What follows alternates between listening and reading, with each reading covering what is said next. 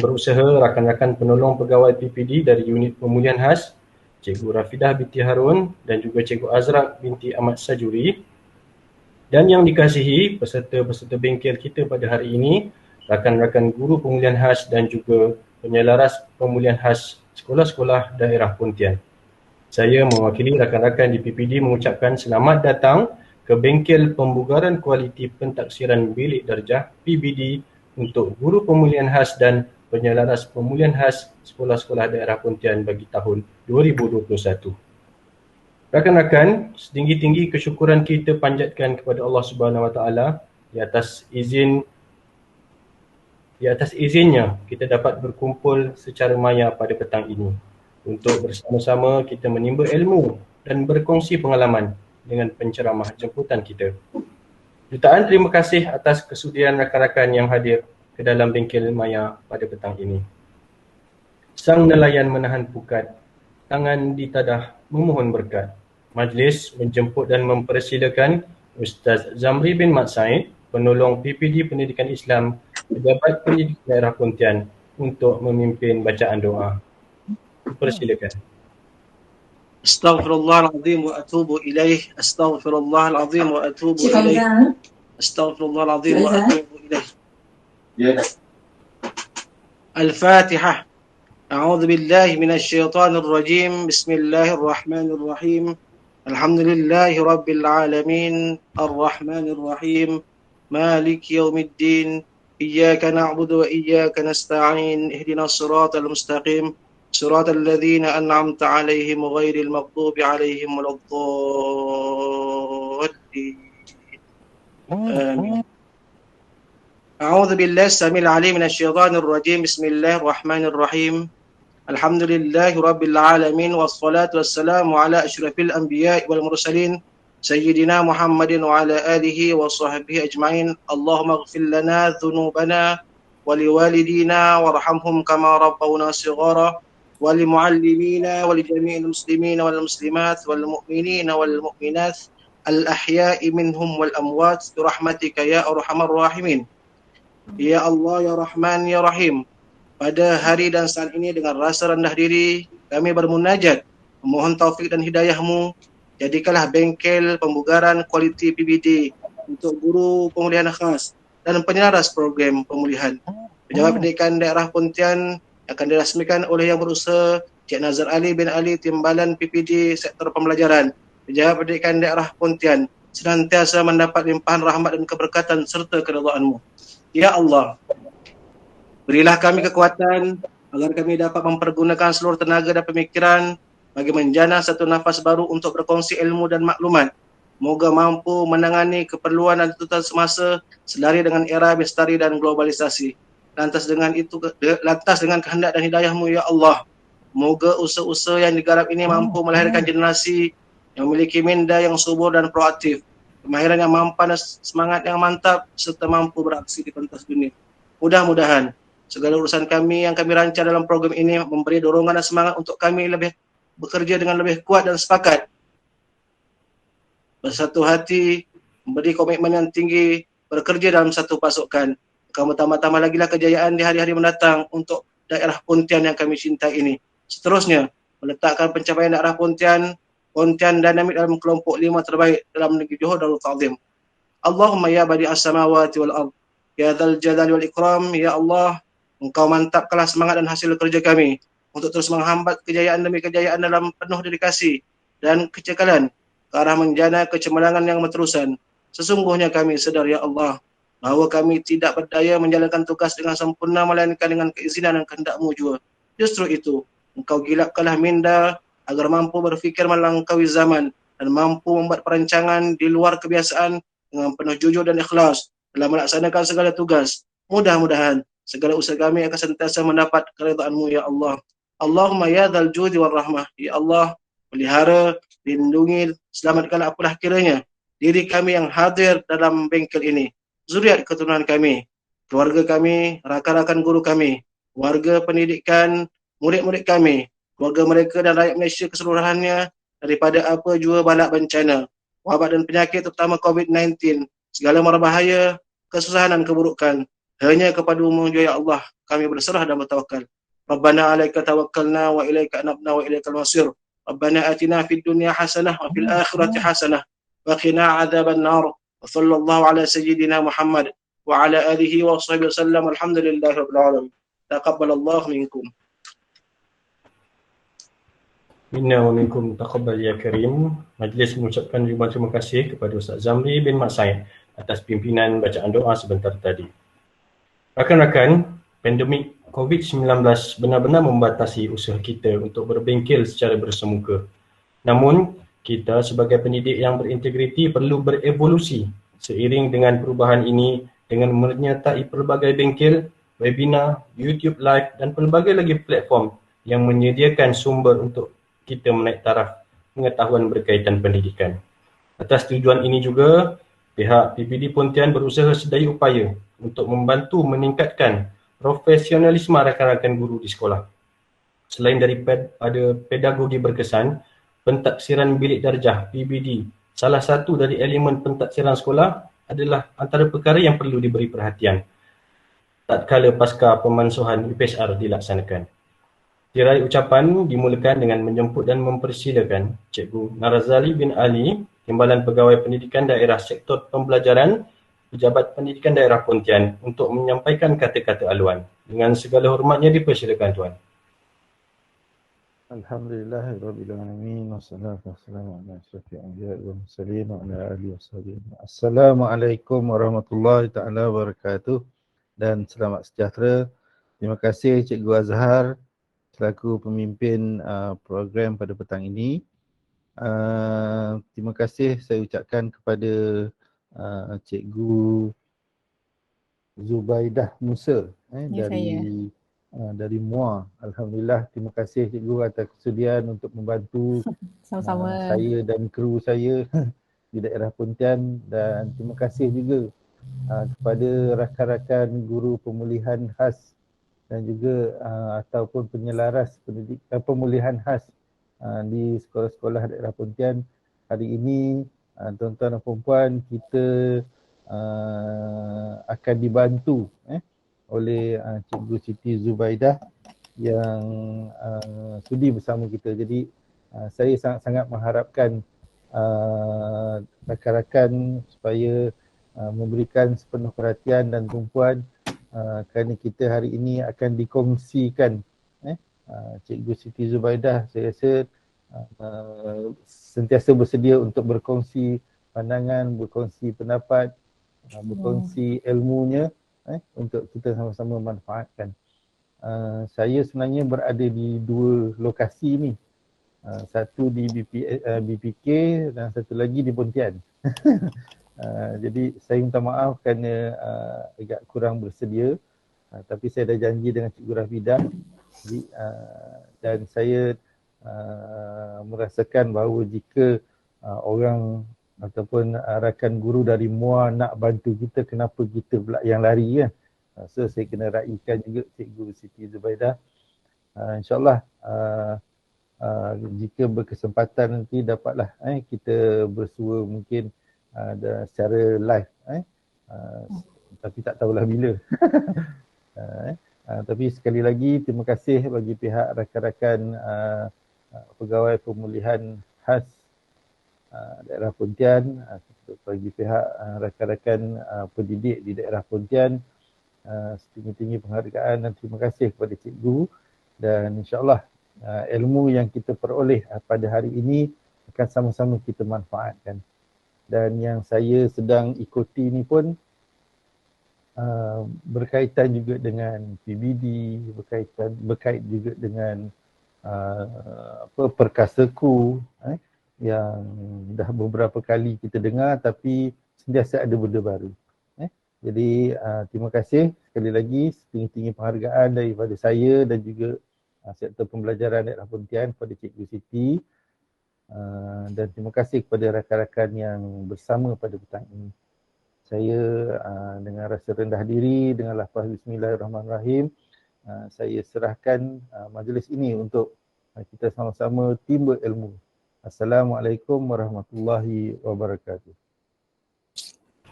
Waalaikumsalam warahmatullahi wabarakatuh. Majlis mengucapkan ribuan terima kasih kepada Cikgu Nazar Ali bin Ali atas ucapan aluan sebentar tadi. Rakan-rakan, dalam sedar tak sedar, pelaksanaan PBD telah dilaksanakan sejak tahun 2009. Maknanya umur PBD ini dah masuk 11 tahun. Kohort pertama PBD sekarang telah pun berada di tingkatan 5 pada tahun ini. Walaupun telah nama diperkenalkan sebagai guru yang dinamik, perlunya pembugaran yang diharapkan dapat membantu kita menjalankan PBD dengan lebih baik dari sebelum ini. Rakan-rakan, atas tujuan itu kami bawakan kepada rakan-rakan guru pemulihan khas dan penyelaras pemulihan khas daerah Pontian tetamu istimewa kita pada petang ini iaitu Cikgu Zubaidah binti Musa, Guru Inovasi Pendidikan Guru Pemulihan Khas SK Bandar Maharani Muar, untuk berkongsi ilmu dan pengalaman beliau bersama-sama kita pada petang ini. Sebelum itu saya kongsikan sedikit biodata penceramah kita. Beliau merupakan guru pemulihan khas yang berpengalaman dalam bidang pemulihan khas selama 13 tahun bermula dari tahun 2008 hingga kini. Mempunyai kemahiran dalam bidang inovasi pendidikan. Antara anugerah yang telah beliau perolehi ialah anugerah Guru Inovasi Negeri Sembilan pada tahun 2013 dan juga anugerah Perkhidmatan Cemerlang pada tahun 2014 dan 2019. Rakan-rakan, saya teruskan tentatif kita pada petang ini dengan memberi laluan seluas-luasnya kepada tetamu kita. Dengan itu dipersilakan Cikgu Zubaidah binti Musa, Guru Inovasi Pendidikan Guru Pemulihan Khas SK Bandar Maharani Muar, untuk memulakan perkongsian beliau. Dipersilakan Cikgu. Assalamualaikum warahmatullahi wabarakatuh dan selamat petang kepada rakan-rakan guru yang berada dalam Google Meet pada petang ini. Terima kasih kepada moderator dan yang saya hormati Encik Nazar Ali bin Ali. Masih ada lagi ke dalam ni? Timbalan PPD serta pembelajaran. Terima kasih Tuan atas jemputan. Dan yang saya sayangi, saya tak nak cakap saya hormati, saya sayangi Puan Rafidah, bekas kosmet saya di masa KPLI dulu di Temenggung Ibrahim. Sekarang penolong PPD unit pemulihan khas. Apa khabar Kak Fida? Panggil Kak Fida pula, panggil Puan patutnya. Sihat, Alhamdulillah. Terima kasih. Dan sudah semestinya pada rakan-rakan pemulihan khas, saya rasa dalam ni semua pemulihan khas kan, dengan penyelaras pemulihan mungkin. Di PPD Pontian, dan saya tahu ada beberapa rakan baik saya dalam ni, dan kita selalu jumpa semasa orang kata tahun-tahun sebelum pandemik tu di pertandingan inovasi, di mana-mana taklimat, bengkel, semua kita pernah jumpa lah khusus. Baik, saya share sekejap saya punya slide. Saya akan share entire screen, jadi harapnya cikgu tak pening lah tengok saya punya paparan sebab saya tak guna extended screen, so dia berlapis-lapis. Okey, jadinya untuk hari ini apabila Puan Rafidah memberikan saya tajuk tentang PBD, saya baru teringat yang saya pernah bagi bengkel yang serupa tentang PBD pemulihan khas pada tahun lepas, bulan Jun 2020 untuk Negeri Sembilan. Masa tu dia buat setiap daerah dia, dua. Daerah Seremban dengan Nilai sekali, daerah Jelebu dengan PD sekali. So kita nak tahu masa tu tentang bagaimana kita nak buat pentaksiran murid pemulihan kita sewaktu kita beralam maya. Maksudnya tidak bersemuka lah, adakah mustahil ataupun tidak. Baik, jadi seperti biasa saya nak kongsikan tentang sedikit saya punya latar belakang, yang mana saya masih lagi guru pemulihan khas. Tidak ada istilah orang kata title guru cemerlang sebab saya baru je mohon. Harap-harap dapatlah cikgu sebab itu ialah saya punya orang kata goal dalam kerjaya saya sebagai guru pemulihan khas. InsyaAllah saya dah cuba tahun lepas tak dapat, tahun lepas tak bersedia, tahun ni saya bersedialah sebaik mungkin, dan nanti di akhir-akhir bengkel ni nanti kalau ada masa saya akan share perjalanan lah sekejap je dalam 5 minit macam tu. Bagaimana saya menyediakan bahan-bahan yang diperlukan secara digital untuk pemantauan online. Baik, kemudian macam tadi moderator telah terangkan, jadinya saya nak baca sepintas lalu di mana saya tak nak cikgu-cikgu rasa Cikgu Siti Zubaidah ni guru pemulihan khas sama macam saya. Jadinya apakah kriteria yang dia ada untuk dia memberikan taklimat pada petang ini. Okey cikgu, sebenarnya saya cuma lebih kepada sharing sahaja. Saya tidak ada orang kata sijil khas ke apa ke tentang PBD. Tetapi oleh kerana masa hari bulan 8 hari tu kami sama-sama dengan BPK bahagian kurikulum telah pun membangunkan modul pembugaran literasi. Jadinya saya rasa bolehlah kot saya sharing-sharing sikit tentang apa yang saya buat masa PDPR ini untuk mentaksir murid pemulihan khas mengikut kesesuaian yang ada. Okey, jadinya ini tak payah, kejap saya hide dulu. Okey. Baik. Jadinya secara ringkasnya, kalau rakan-rakan yang dah kenal saya tahu saya ada 3 media sosial. 3 media sosial iaitu YouTube, Telegram dan juga TikTok yang terbaru. TikTok ni saya tak ada buat bahan pengajaran yang simple-simple. Dulu saya nak buat macam mengajar, contoh ejaan ke apa video macam tu kan. Tapi oleh kerana pengasas TikTok Malaysia, Darren kata dia tak galakkan budak bawah 12 tahun untuk mempunyai media sosial, bukan mempunyai, mengakses TikTok sebenarnya. Kalau ada pun dia orang akan pantau bawah 12 tahun. So saya tak galakkan, saya tak buatlah konten macam tu. Saya cuma buat konten sharing. Cikgu nak buat modul macam mana, benda-benda yang simple je cikgu kerana mempunyai rangkaian medsos adalah salah satu bonus untuk guru yang memohon guru cemerlang. Itu yang saya dapat tahulah. Jadinya kenapa saya nyatakan ni semua cikgu? Sebab saya akan bagi kuis nanti. Kuis tu berkaitan dengan benda-benda ni lah. Dan orang kata kuis tu saya akan bagi hadiah pada guru-guru yang dapat menjawab soalan dengan tepat tentang apa yang saya akan tanya nanti. Okey. Baik, jadinya ini ialah contoh sebelum saya pergi ke PBD, sebelum saya pergi lanjut tentang pentaksiran bilik darjah, saya akan tunjukkanlah bagaimana sistem fail pemulihan khas yang dicadangkan oleh PPD saya, PPD MOM. PPD MOM. Jadi dekat fail induk ni kalau cikgu tengok ada 6 fail yang kami telah setuju untuk sediakan, dan biasanya fail maklumat murid tu kami tak letak pentaksiran yang kan kita ada isi online pin semua tu kan.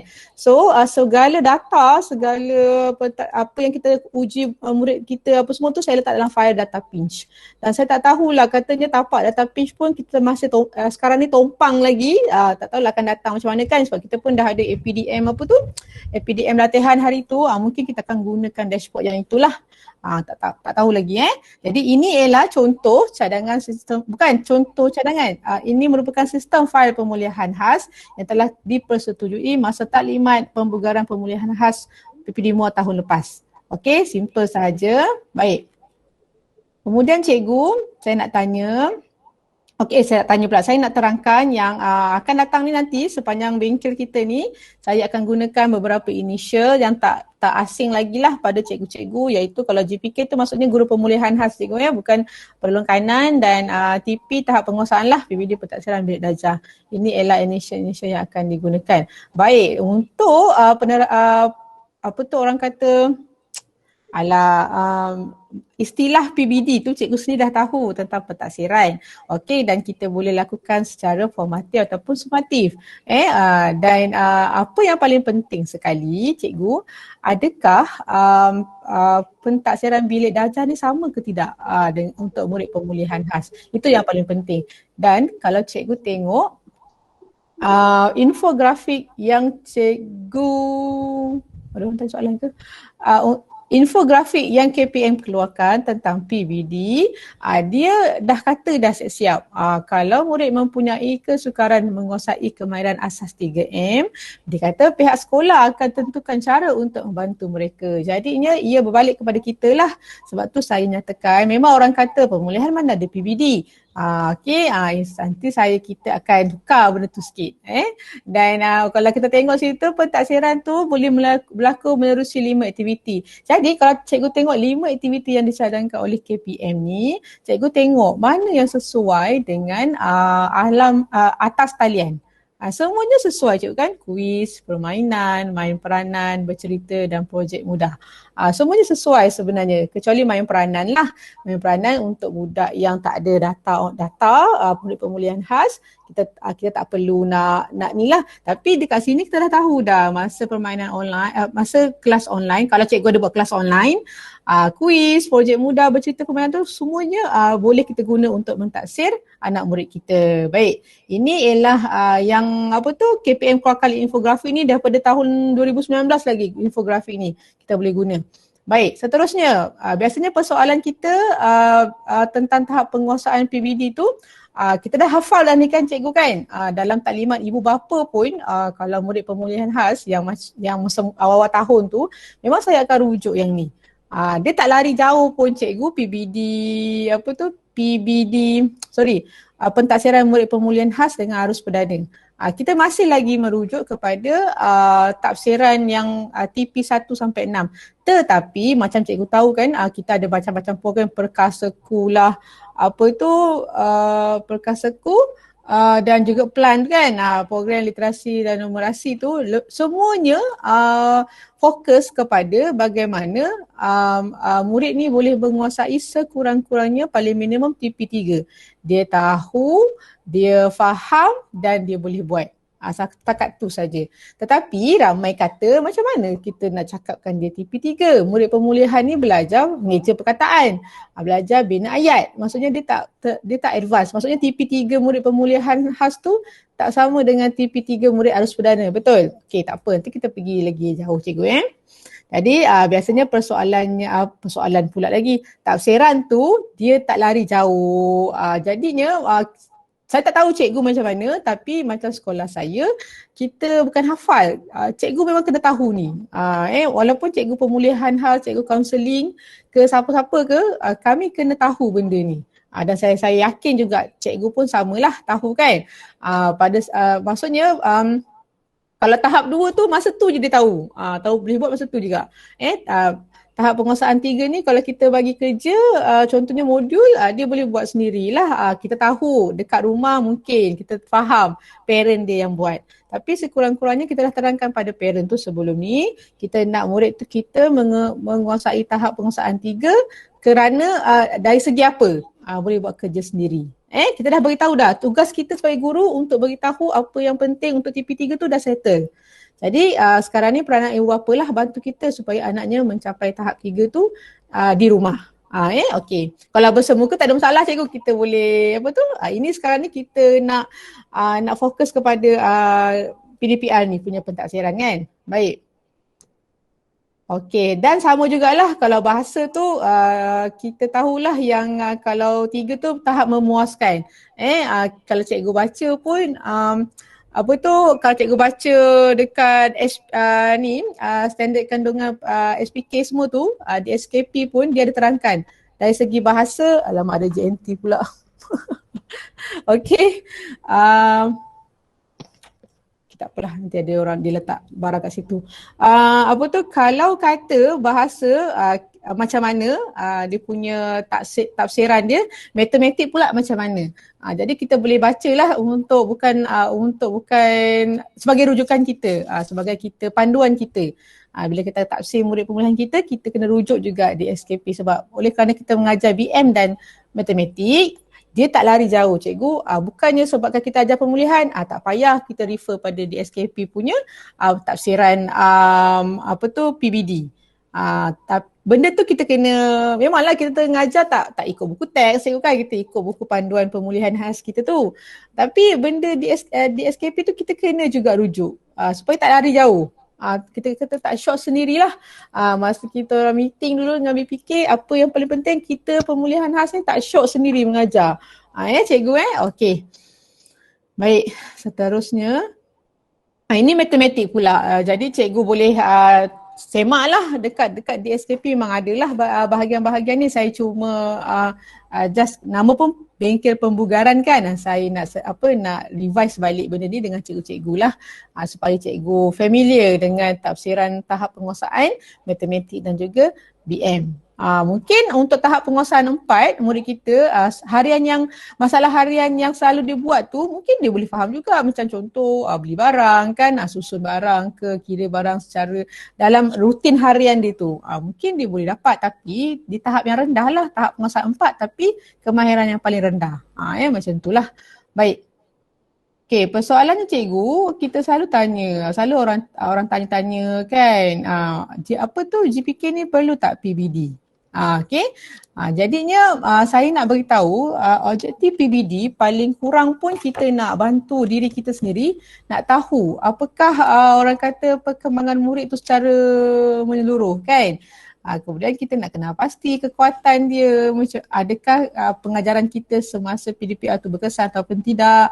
Kita dah apakah perancangan kita tu, perancangan kaedah pengajaran kita tu sesuai ke tidak. Itu ialah objektif ataupun fokus utama PBD.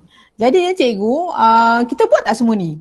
Kita dalam kita mengajar pemulihan khas tu, kita kesan tak perkembangan murid kita? Kita mesti nak kenal pastikan kekuatan dan kelemahan anak murid kita. Kemudian kita nak tengok apa yang cara kita mengajar ni berkesan ke tak. Jadinya sebab tu saya kata apabila kita rujuk balik kepada objektif dan penuh fokus utama PBD tu kemahiran baca, menulis, mengira, menakul. Okay, kalau mengamalkan nilai rutin harian ni lebih kepada civic lah, nilai-nilai murni. Okay, kalau murid kita ada semua tu, kita dah boleh taksir dia dah. Kalau dia tak ada pun kita kena taksir juga cikgu. Jadinya bila kita kata pemulihan ni ada ke PBD? Jadinya saya kena cakap lah memang perlulah kan. Cuma kita punya pemikiran tu kita dah fikir PBD ada template dia. Kita pemulihan tak ada. Sebab tu kita cakap tak ada PBD. Jadinya kita dah salah konsep lah kat situ. Macam tu. Memang dulu pun saya mula-mula dengar PBD, leganya saya pemulihan khas, tak ada template PBD pemulihan khas, so tak perlu buat PBD. Tak cikgu So kita masih ada pentaksiran dari segi aktiviti yang kita jalankan semasa dalam PBD, ada ujian, ada orang kata penilaian, ada tulisan, semua itulah kan. Jadinya dalam pentaksiran tu ada benda yang kita buat dengan murid kita sewaktu kelas online, kita akan taksir. Walaupun bukan kita cakap, cikgu ada exam hari ni, tak ada. Okay. Dan kalau cikgu rujuk kepada sejarah pentaksiran pentaksiran bilik darjah ni, pada tahun 2011 kita katakan dia ialah pentaksiran berasaskan sekolah, PBS kan pada tahun 2011. Tapi telah ditukar kepada PBD pada tahun 2016. Okey. Jadinya cikgu, kalau kita rujuk kepada garis panduan pelaksanaan program pemulihan khas yang tahun 2012 tu kan, pada perenggan 7.9 dia dah tulis dekat situ, penilaian berasaskan sekolah PBS perlu dijalankan oleh guru pemulihan dengan menyimpan semua dokumen untuk rujukan guru. Dokumen ni biasanya hasil kerja murid lah cikgu. Jadi dekat situ kita dah tahu dah memang GPK perlu ada pentaksiran bilik darjah. Okey. Dan soalan-soalan biasanya kita kata tak ada pun dalam surat siaran atau perkeliling untuk melaksanakan PBD. Sebab apa? Cikgu boleh baca ni lah. Dia sebahagian dari kurikulum. Jadinya kita tak perlulah surat perkeliling khas untuk PBD. Cikgu Baik, okey. Saya tak nak baca yang ni sebab dia cikgu boleh cari sendiri. Okey, soalan ni banyak-banyak cikgu saya tanya. Jadi cikgu boleh nilai sendirilah. Kita perlu tak PBD? Okey? Kalau cikgu kata tak perlu, saya tak boleh cakap apalah. Baik, dalam kita menjalankan PBD untuk murid pemulihan khas, kita kena tahu apa itu pertimbangan profesional.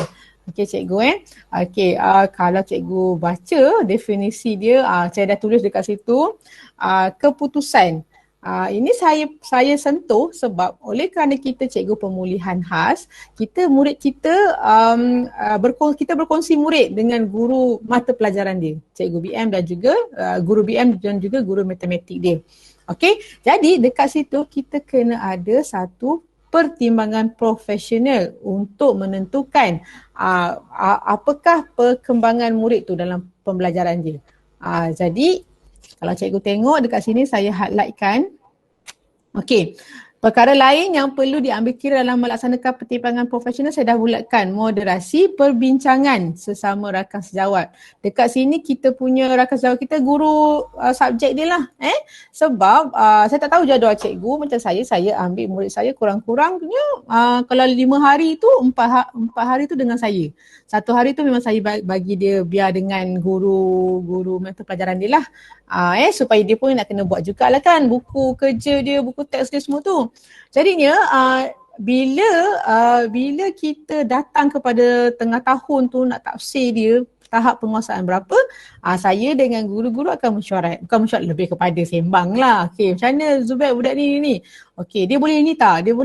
Jadinya daripada situ awal-awal kita dah ada moderasi perbincangan sesama rakan sejawat bagi memantapkan pertimbangan profesional. Kemudian cikgu baca dekat nombor 4 tu, dia kata kita kena beri peluang yang adil dan masa yang secukupnya kepada murid untuk mempamerkan apa yang telah dipelajari. Okey, murid kita kemahiran dia mungkin rendah. Mungkin dia tak boleh buat ayat, bercerita, petikan, karangan semua.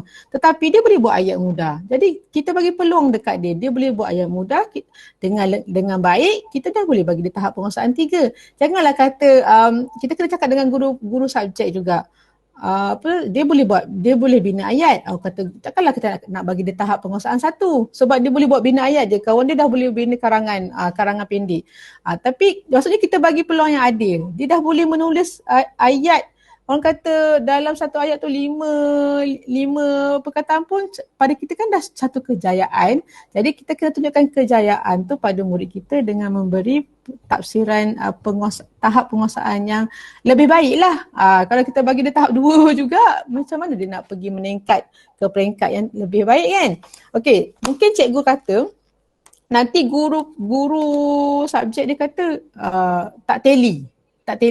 Okey cikgu, kalau guru subjek saya senang je. Dia tahu tak nak eja tu? Dia boleh buat kan? Dia boleh buat kan? Maksudnya kalau secara tulisan dia boleh buat kan? Dia faham tak ayat tu? Okey, kalau boleh bagi 3 je. Saya tak nak susah-susahkan, orang kata tak nak susahkan perkara mendalami dengan lebih dalam. Budak tu boleh ke tak buat karangan pendek, petikan ringkas. Asalkan dia tahu, boleh buat dan faham apa dia buat tu, memang tahap 3 je kita bagi. Lagipun kita bukanlah orang kata tak telus. Dia boleh buat tapi dalam lingkungan kemahiran dia tu je. Cikgu Okey. Jadinya kalau katalah cikgu baru uji murid cikgu, memanglah untuk tengah tahun tak mungkin lah kan tahap 3, tahap 4 terus murid pemulihan kita. Yang saya nak tekankan kat sini ialah masa penilaian yang akhir nanti, bulan 11 tu nanti. Cikgu mesti ada perubahan insya-Allah. Kecuali murid MBK lah. Saya pun ada murid MBK 2 orang. Maknya pun tak boleh juga. Tak boleh. Itu offline. 2 orang tu offline. Seminggu sekali je saya minta maknya kita bagi video. Saya nak dia buat serupa dengan apa yang saya buat dalam video tu secara offline, secara video. Saya send dekat WhatsApp. Pun apa yang saya buat tu dalam video tu pun budak tu tak boleh nak tiru juga. Memang tu tahap 1 lah cikgu, dengan catatan perlu dirujuk ke doktor. Tapi kan kita dah ada kan hari tu dah datang surat kan kata outreach ni dilewatkan dan kalau ada boleh bawa ke hospital sendiri pun tak ada masalah. Tapi macam adik saya pun yang kerja kesihatan dekat pejabat kesihatan pun dia pun tak berani pergi hospital, apatah lagi kita cikgu. Jadi kita doa-doa lah insya-Allah tahun depan dah boleh buat outreach dan kita akan bawa lah budak MBK ni menjalani pemeriksaan doktor. Saya ada 2 orang murid macam tu. Dan tahun 4 sebenarnya saya ada 2 orang disleksia dengan yang uruskan pengurusan diri sendiri. Tapi sepanjang PDPR ni dia buat kelas, dia datang kelas online saya membaca seorang-seorang dah boleh baca, so saya kata tak payahlah dia mungkin lambat sikit kot. Dah okey dah. Baca dah okey, cuma tulisan tu mungkinlah lambat sikit menulis. Tu saya kata lambat rupanya budak ni. Saya baiklah dah setahun 3-2 tu saya tak terus pergi ke terus rujuk outreach.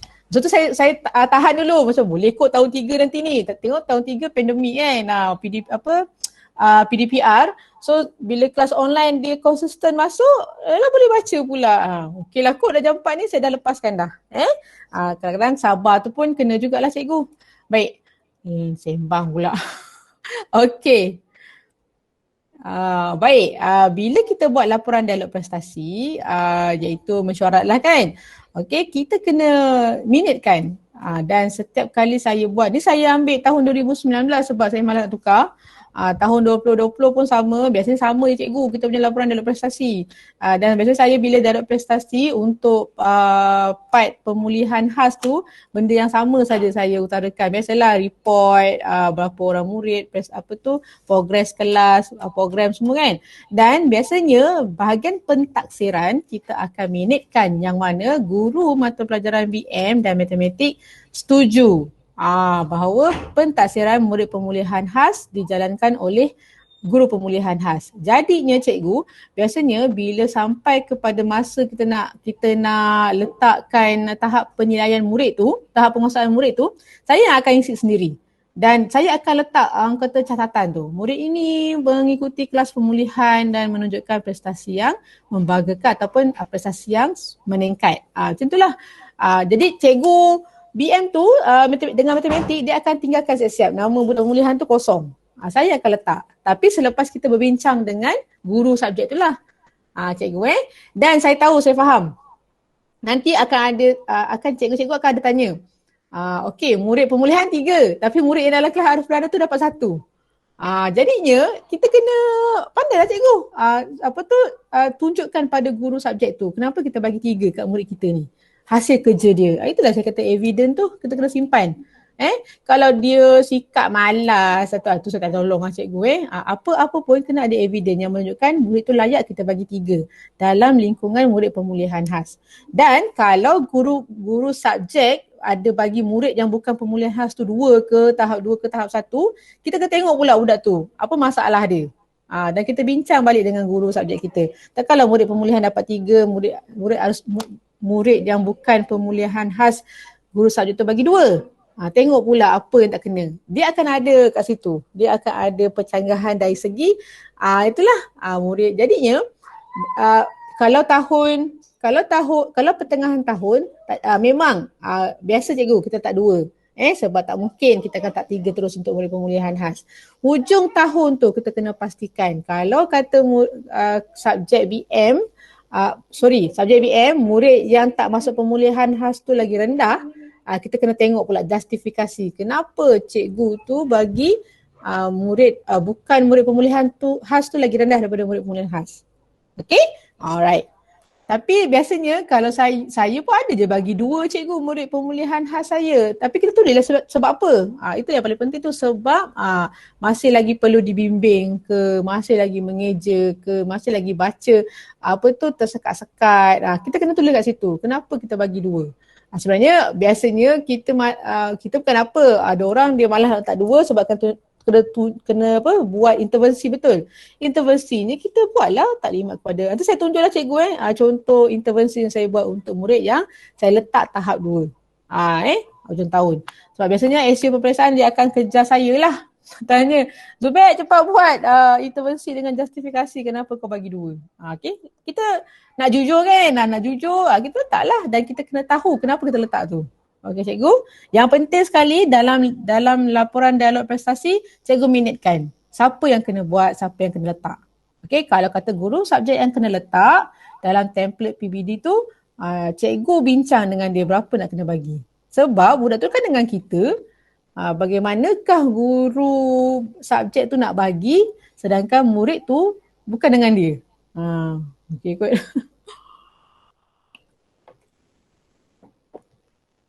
Okey, kalau kita tengok dekat SKPMG 2 cikgu, kita dah tahu dah aspek 4.5 guru sebagai penilai. Jadi dekat situ kan saya nak tunjuk, tak boleh lah. Sekejap. Wah, ada pun saya punya ni, mouse. Okey. Kalau kita tengok dekat sini, TUMS tu, tindakan untuk mencapai standard tu dah beritahu dah, menjalankan aktiviti pemulihan dan pengayaan. Jadinya kita ni orang penting juga cikgu. Sebab okey, walaupun kita guru pemulihan khas, kita kena tengok juga SKPMG 2 ni aspek 4.5 ni. Okey, dan apabila kita menjalankan penilaian secara sistematik dan terancang, insya-Allah pertimbangan profesional dengan guru subjek tadi tak adalah orang kata meleweh-leweh jauh ataupun meleret-deret dia punya orang kata ketakcapaian keputusan tu. Yelah kadang-kadang orang kata saya bagi 3. Kenapa kau bagi 3? Budak pemulihan ni cuma tahu ni je. InsyaAllah cikgu biasanya kalau kata budak tu dah betul-betul boleh baca, dia akan terus meningkat, betul tak? Okey, lebih saya selalu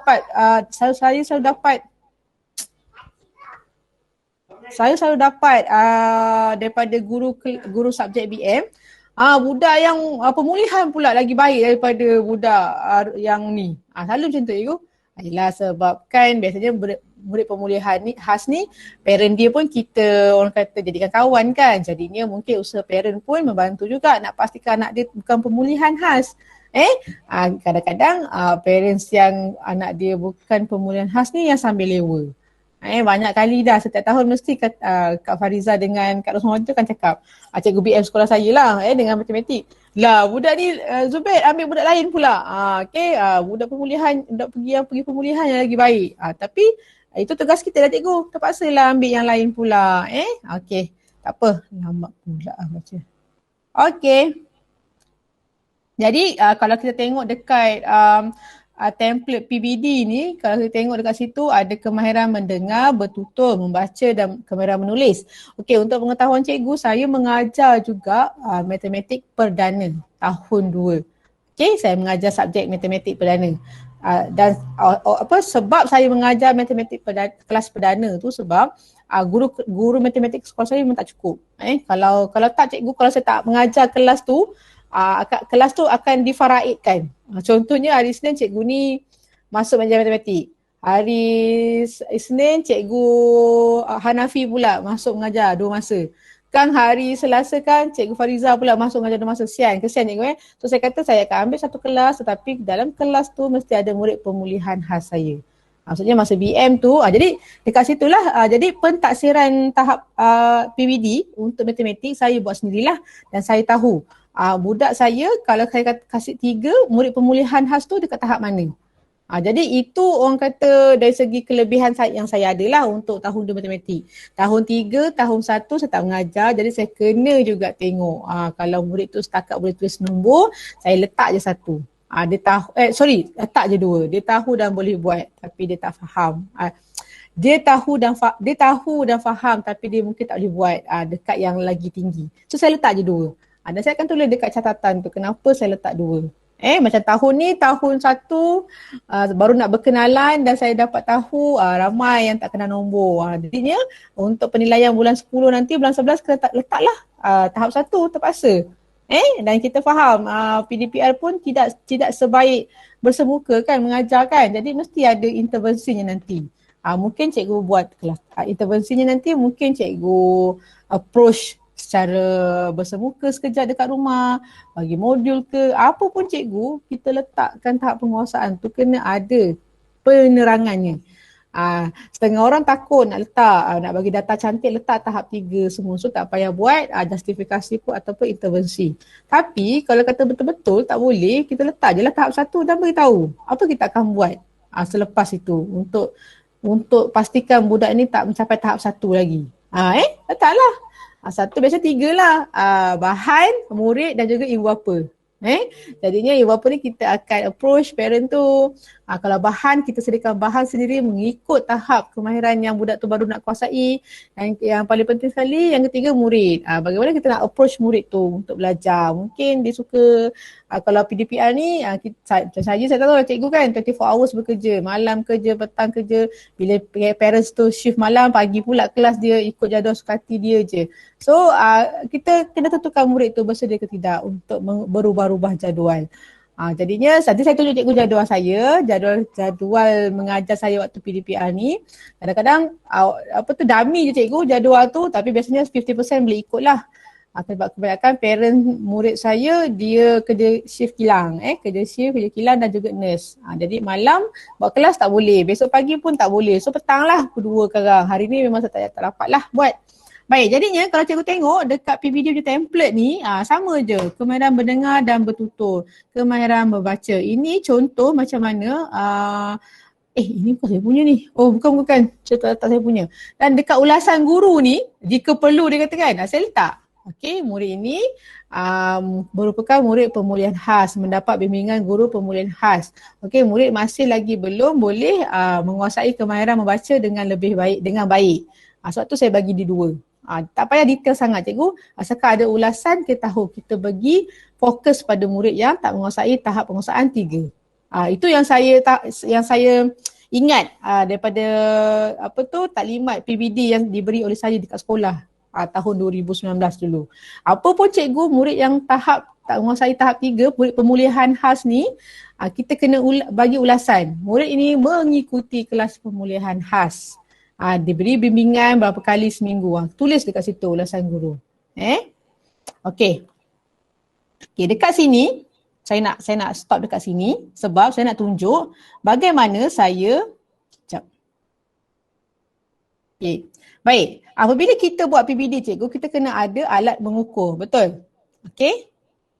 Ini contoh pentaksiran kemahiran membaca. Okey. Ini contoh kemahiran membaca sebab pada saya untuk PDPR kita boleh mentaksir kemahiran membaca budak dengan mudah lah. Walaupun saya tahu ada bisikan-bisikan halus kat tepi tu kan. Cikgu bisikan halus tu biasanya parent dia ke kakak dia ke, okey. Dan kita kena ada cikgu alat pengukuran dia. Biasanya saya akan, kalau siapa yang ada pakai modul saya tahulah saya memang ada perkataan, ayat mudah dan petikan ringkas. Okey. Dan saya tak ikut orang kata betul-betul buku panduan pengajaran tu. Maksudnya kalau perkataan je kan, so kita bridging out. Lepas dia boleh kuasai perkataan, boleh ikut pergi dekat ayat mudah ni. So dia baca ayat mudah. Kan guna pula modul saya, modul bina ayat, tiba promote modul. Okey, lepas tu boleh ikut dia ni. Saya KVK ni cuba try baca petikan. Boleh cikgu. So dia dah menguasai. So dekat sini kita kena tentukan apakah menguasai tu. Okey. Jadinya sebab masa mula-mula tahun 2019 ke 2018, masa tu ada Fancy Linus lagi. Puan Kasum beritahu saya, Zubaidah, apa pun saya nak tengok alat mengukur tu. Alat mengukur yang mana awak katakan dia menguasai. So saya letaklah, boleh tak macam ni Puan Kasum? Boleh, asalkan awak tahu, awak bagi dia tahap penguasaan 3 tu ialah dia boleh baca dengan lancar, dia tidak mengeja, tidak melangkaui baris, itulah semua tu. Sebab bila kita letak menguasai, dia tanya, kenapa awak kata dia menguasai? Jadinya kita kena ada satu benda yang kita boleh rujuk lah. Suara jelas dan kuat, yakin. Okay? Kalau tak menguasai pula, kenapa? Dia gagap mungkin macam tu kan. Dia masih lagi mengeja, so tak boleh bagilah lagi tahap penguasaan 3. Dan dia melangkaui baris. Kadang-kadang budak saya hobi Sani baca buku. Kan tiba-tiba dia tambah pula hobi Sani membaca buku. Maksudnya dia di awang-awangan tau. Masa dia baca tu dia tak fokus. Okey? Membaca dengan perlahan ni biasalah anak murid kita. Jadi cikgu jangan ikut, bukan cakap macam ni saya risau sebab dulu saya pernah share dan jadi isu sebab dia kata ikut saya. Jadi ini bukan saya kata saya punya betul. Ini yang mana bila kita buat dengan murid kita, kita tahu murid kita tu macam mana yang dikatakan menguasai. Tahu? Tu saya kadang-kadang bukan malah nak share. Kadang-kadang bila saya share orang kata saya punya, dia orang ikut saya punya. Risau saya tiba kan. Padahal ini apa yang saya buat berdasarkan pengalaman saya dengan murid saya. Cikgu dengan anak murid cikgu lain pula, betul tak? Okey, mungkin ada kat sini tak menguasai ni, mungkin dia ada masalah sumbing ke, mungkin lah kan, mungkin tak tahu kan. Macam saya, ini yang saya lalui, pengalaman-pengalaman yang saya lalui untuk murid yang tidak menguasai lagi bacaan lancar. Okey, jadi saya buat macam ni. Ubaidillah ni saya tak buat sebab mak dia masih orang kata apa, tak dapat terima lah kata anak dia boleh baca, dia kata.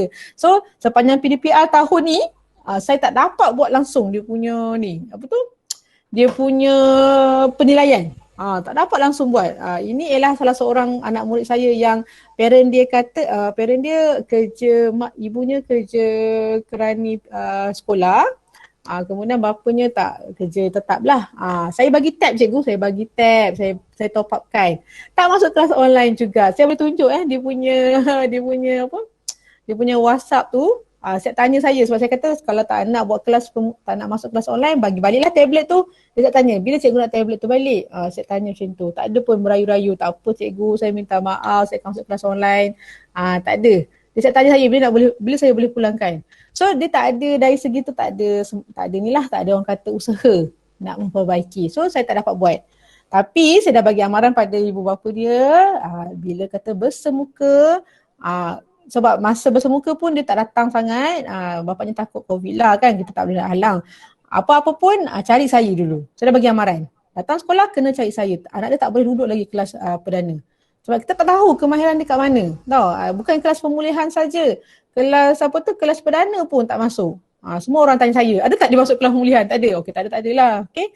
Jadinya cikgu dekat sini, okey. Cikgu buat. Ini bacaan saja.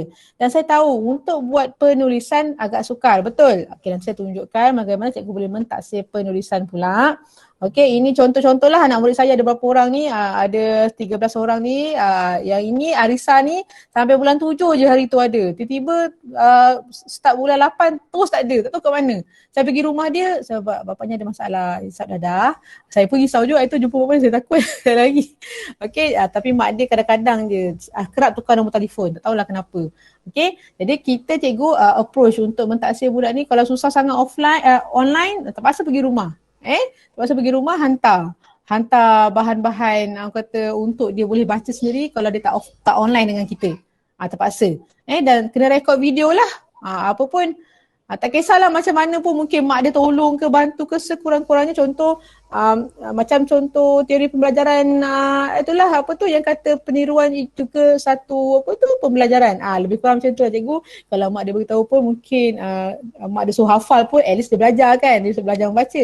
So saya suruh rekod video hantar kat saya. Okey, sampai sini je lah Arisa ni sampai bulan 7. Lepas tu terus tak dengar khabar berita. Tak tahulah apa masalah dia. Pergi rumah dia pun saya dah risau dah. Dapat jumpa bapak dia hari tu. Okey. Jadi ini contoh pentaksiran membaca. Baik, saya nak tunjuk dekat cikgu bagaimana, kejap. Okey. Kemudian kita nak buat data prestasi, betul? Okey, saya cuma rujuk dekat headcount pencapaian tahap penguasaan murid pemulihan khas. Kejap saya besarkan sikit. Okey, kalau cikgu tengok saya memang menggunakan headcount yang telah diberi oleh KPM. Kalau cikgu perasan, tahun 2019 ujung tahun tu kan, tengah tahun tu dia ada bagi contoh headcount. Okey, saya tak pasti cikgu buat ke tak, tapi memang saya guna headcount punya apa tu, ni lah. Dan kalau itu untuk start tahun 2020 saya dah guna headcount. Okey, tahun sebelum ni kalau cikgu tengok data prestasi ni tahun 2018, saya guna itulah pentaksiran biasa je, BMAT, sebab saya guna instrumen saringan literasi numerasi. Nampak tak? Sekejap. Cikgu jangan minta saya soft copy sebab saya buat dekat dalam Keynote. Keynote ni dalam MacBook dia macam Words lah dalam Windows. Tapi cikgu boleh tengoklah contoh, sama je cikgu, saya rasa sama macam cikgu-cikgu lain buat. Okey. Jadinya cikgu untuk 2018 kita guna instrumen saringan literasi dan numerasi, senanglah sebab ada konstruk kan. So masuk kepada tahun 2020, saya ambil tahun ni punya lah. Mana tahun Okey, kejap. Okey, start tahun 2020 saya dah gunakan OTR 1, betul lah, head count. So dekat sini kita tengok, sekejap.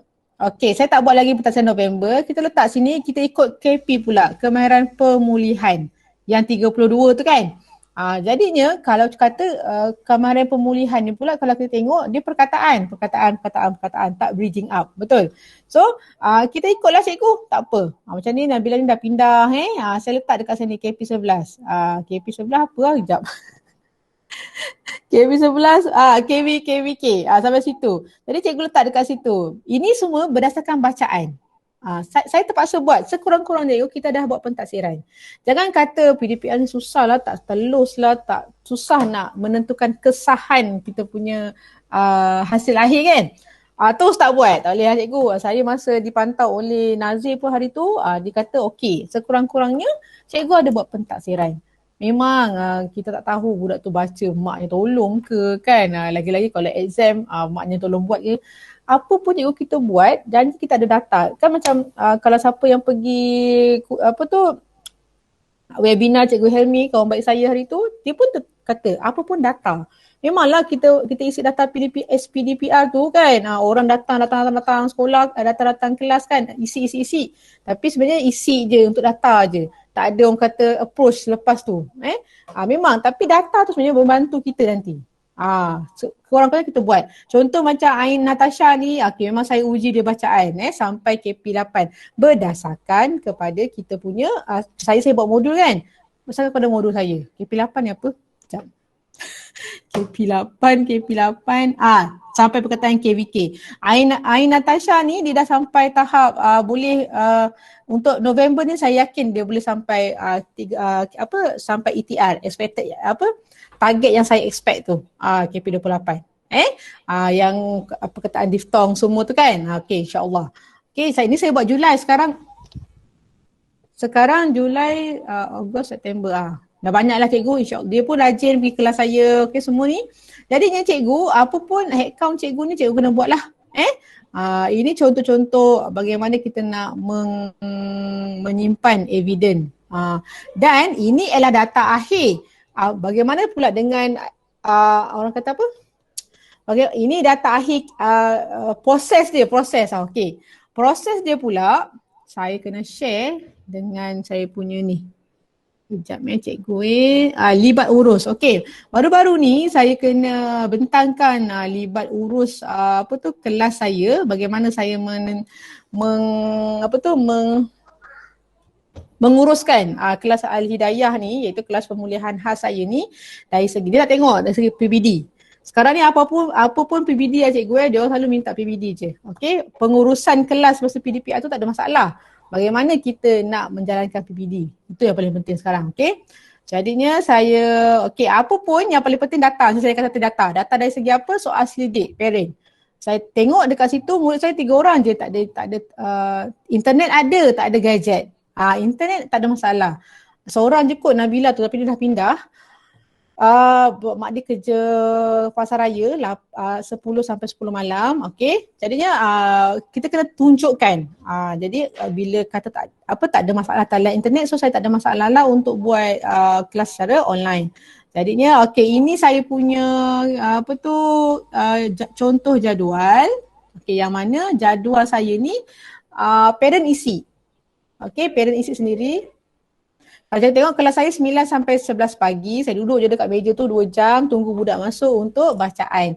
Dan setiap kali bacaan individu tu, biasanya 15 minit, saya akan rekod. Tak adalah semua cikgu habis data saya. Saya akan rekod mana yang dia lancar. Okey, dia dah baca kan? Okey, kadang-kadang saya cakap dengan contoh macam Amin ni. Okey, Amin baca lagi sekali cikgu nak rekod. So dia kena bacalah. Saya akan rekod yang dia lancar tu untuk sebagai evidence saya. Okey cikgu, kita kena orang kata work smart. Cikgu jangan rekod yang dia, katalah budak tu memang tak boleh. Cikgu rekod lah yang kata dia tak boleh menguasai lagi kemahiran tertentu. Okey, baik. Okey, ini contoh jadual saya. Okey, dan saya ada buat kelas malam lah. Kelas malam ni yang saya akan buat kelas guna modul saya. Okey, yang pagi ni saya buat bacaan guna modul BJTS tu, yang bacaan tu, yang petikan ringkas tu dengan pemahaman. Sebab setiap kali dia orang baca, saya kena tahu adakah dia orang faham dengan apa yang dia orang baca. Okey? Okey. Itu penting cikgu, pemahaman. Itu yang paling penting. Dan masa saya tunjuk ni nama je pukul 11 cikgu. Kan 11.30 ada pula mesej. Cikgu boleh baca lagi tak? Boleh. Tak ada masalah. Kadang-kadang dah penat sangat tu, tengah masak tu dengar dia baca. Boleh. Okey. Saya untuk kelas pagi ni saya guna Telegram. Telegram video apa? Telegram video chat. Saya selalu cakap voice chat. Video chat kan? Okey, dan saya tunjuk contoh macam mana video chat tu boleh record. Okey, jadinya senang sangat. Jadi budak-budak yang baru masuk, walaupun tengah baca, dia tahu dah. Okey, kejap lagi lepas yang ni habis baca, contoh lepas email ni habis baca, kejap lagi saya pula. Macam tu. Dia dah tahu dah susunan dia. Benda ni kalau kita buat daripada awal dulu, dia dah faham dah corak perjalanan kita punya kelas macam mana. Okay, dan malam biasanya 9 sampai 10 malam ni saya guna modul bina ayat saya tu lah. Sebab tu kadang-kadang saya punya modul kejap lambat siap, kejap cepat siap sebab saya tengok murid saya cikgu. Dan biasanya yang dalam ni kita guna serentak modul yang sama. Yang ini baru saya ikut murid. Sebab kadang-kadang macam contoh macam mana Hanisa, Farah ni dia masih KV lagi. Dia memang ada masalah sikit dan masa kelas ramai-ramai ni saya akan suruh dia sebut je gambar, saya akan pilih perkataan-perkataan yang ada KB untuk dia. Jadinya kerjasama dengan penglibatan murid dalam kelas yang besar tu, besar tak besar cikgu, 15 orang je kalau sekali masuk semua orang. Jadinya dia ada juga. Saya tak pinggirkan. Ada setengah cikgu dia ikut penguasaan betul. Budak tahun 3, budak tahun 2 baru menguasai KV dia buat hari ni, hari Isnin. Besoknya hari Selasa yang tahun 2 atau tahun 3 yang menguasai kemahiran KVK mungkin macam tu. Ada orang ikut macam tu. Saya tak. Saya libatkan semua yang kelas pagi tu sahaja. Saya buat 9 sampai 11 pagi individu ikut tahap dia. Tapi kita kena tulis lah cikgu. Tulis tak payah banyak cikgu, saya tulis macam ni je. Macam ni je. Tulis-tulis conteng je buku ni. Kalau buku ni hilang nangis saya. Okay. Macam tu je. Tak adalah orang kata yang sangat details lah. Okay, seterusnya. Okay, ini contoh cikgu. Contoh kelas sorang-sorang. Ini saya pakai Google Meet. Masa tu maknya ada masalah Telegram tak update. Saya guna Google Meet. So biasanya kelas yang ramai-ramai tu saya guna ni lah, Google Meet lah. Sekejap, saya tunjuk kejap contoh. Contoh sekejap cikgu saya buat penilaian. Berlapis-lapis. Mana video saya tu? Kejap cikgu. Screen recording ni. Okay. Sani juga belah ayam serama jantan. Dengar tak? Okay. Dia bela ayam serama betina ni yang perempuan lah. Okay. Ini contoh Telegram video chat tu lah. Ayam serama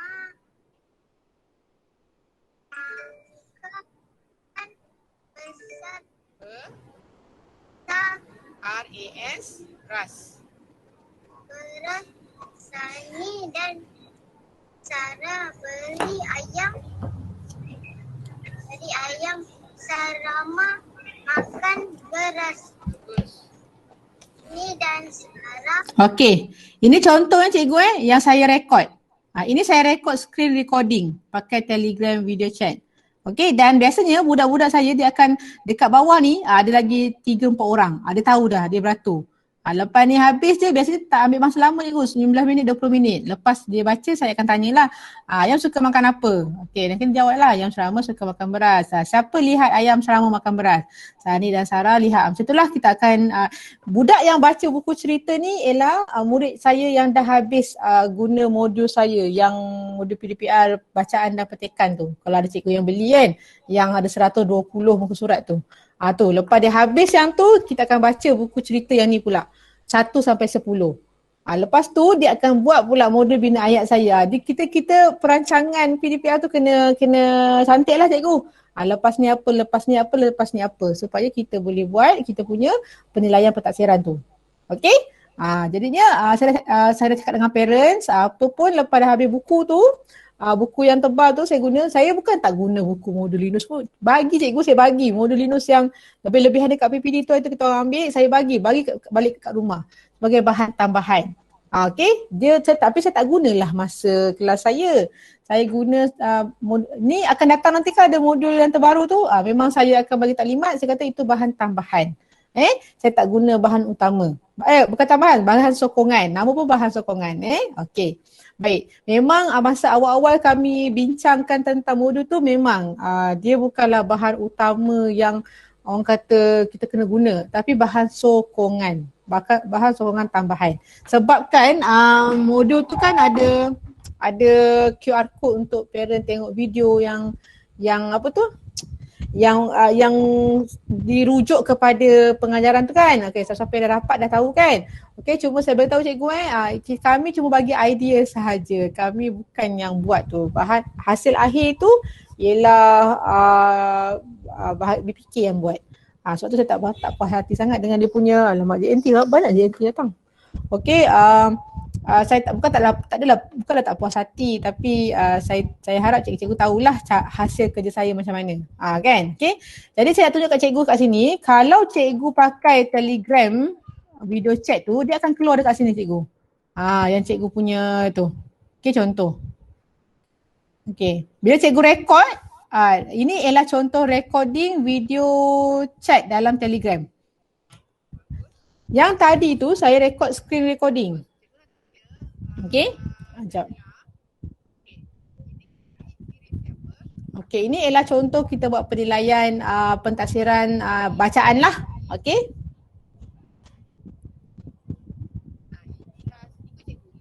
Okey, ini contoh. Okey, saya rasa cikgu dah tahu kan. Kalau kita nak buat recording ni, kita pergi contoh kelas Al-Hidayah ni. Kita pergi dekat video chat, kita buat video chat, dia akan keluar macam ni, start video chat. Okey, kita akan pergi sini. Okey, kita akan share screen. Okey, kita akan share screen. Kita akan share lah screen yang contoh yang kita nak suruh dia baca tu. Okey, kejap sekejap kita keluar sikit tajuk, tapi tak apalah, saya memang tahu cikgu nak ikut kaedah ni. Okey. Ramai pula datang rumah. Okey, jadinya kita share screen dekat sini kan. Saya rasa ada cikgu yang dah tahu.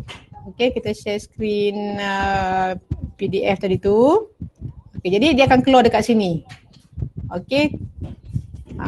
Okey, jadi ada anak murid saya bacalah, dia baca. Okey, dan cikgu boleh rekod dekat sini. Cikgu pergi sini, start recording. Bila cikgu start recording, dia akan rekod lah sesi bacaan cikgu dengan anak murid cikgu tadi. Jadi cikgu boleh jadikan sebagai evidence pentadsiran membaca. Saya rasa saya punya line tak apa elok Putus Okey. Sebab saya tengok dekat phone ni dia macam lambat sikit. Okey, jadi macam itulah cikgu, cara cikgu nak simpan evidence pentadsiran membaca anak murid cikgu. Kalau boleh lah yang boleh online. Saya tahu ada masalah, ada yang tak ada line internet. Okey, jadi cikgu kalau tak ada line internet, mungkin cikgu boleh minta parent tu, apa orang kata? Tak, saya kena log out dulu. Kang ada je yang masuk. Tak boleh budak-budak ni Kang. Sekejap. Okey, jadinya kalau kata cikgu tak ada, anak murid cikgu tak ada internet, cikgu mungkin boleh minta mereka video. Inilah parent tu ambil video anaknya baca. Okey, jadinya saya tunjuk kat cikgu dekat sini bagaimana saya mentaksir ikut ni pula, projek pula. Okey, sekejap. Saya besarkan sikit. Okey, ini macam mana saya buat pentaksiran. Okey, ini kita punya page PDPR lah kan. Okey. Okey, pelaksanaan ni saya terangkan tau. Mereka memang nak tahu dalam libat urus tu, mereka nak tahu kita punya pentaksiran dalam PDPR tu macam mana. Okey. Dan saya katakan saya guna modul lah. Modul ni macam biasalah sebab bila kita sediakan modul dalam kelas online tu budak boleh tengok, kita pun ada. Tak adalah budak macam tenganga macam tu kan.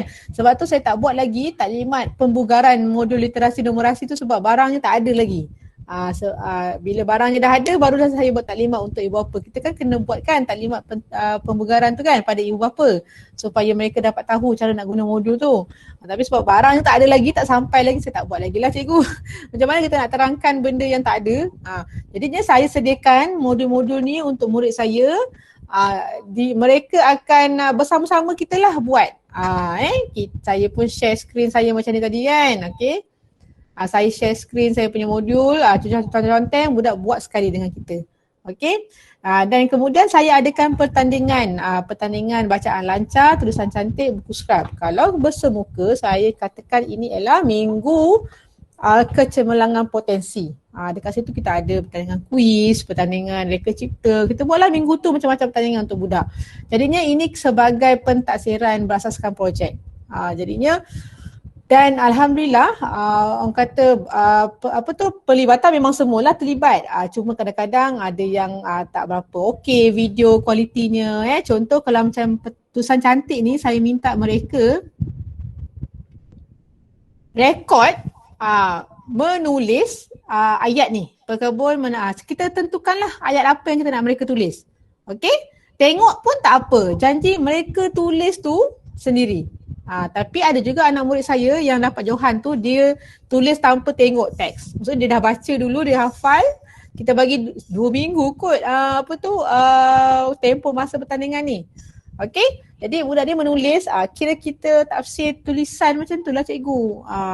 Memanglah tak sempurna, tak sesempurna kita imla. Okey, kita baca, contoh saya baca cikgu. Okey, cuba tulis perkataan perkebun. Ada kemungkinan tak mak dia tunjuk dekat depan perkebun, macam ni kan. Jadinya kita ikut kesesuaian. Asalkan ada bukti macam ni budak boleh tulis dengan cantik. Ini ialah ada tahap KP yang tinggi lah. KP berapa tadi kalau KVK ni. Macam tu cikgu. Ini contoh. Macam ni dia dapat extra mark lah Isafis ni. Sebab siap bercakap.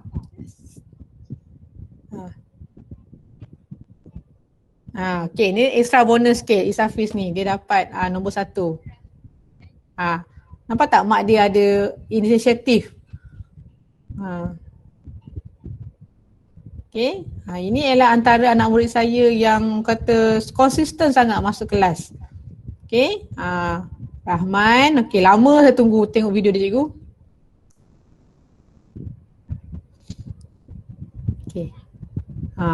Okey, ini saya tunjuk kat cikgu petikan tahun 4. Untuk tahun 2 saya bagi yang mudah-mudah. Okey, Rahman, lab apa tu? Rahman, lab saya bagi KVK. Rahman, lab cermin, lambat lah pula. Okey, kejap Rahman, lab cermin di bilik. Macam itulah ayat tu kita yang tentukan.